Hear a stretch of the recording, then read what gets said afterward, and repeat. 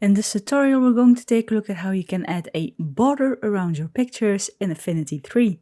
So I have my picture here, and the easiest way to add a border is just select the picture here, then go to Document, Setup, Resize, and here you choose Canvas.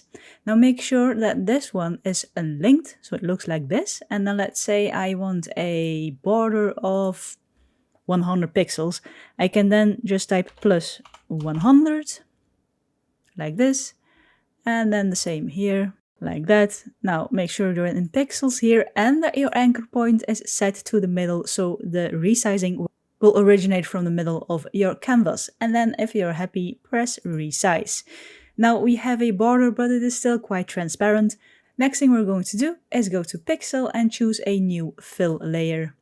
Now it will take the color and on which it's set before you start.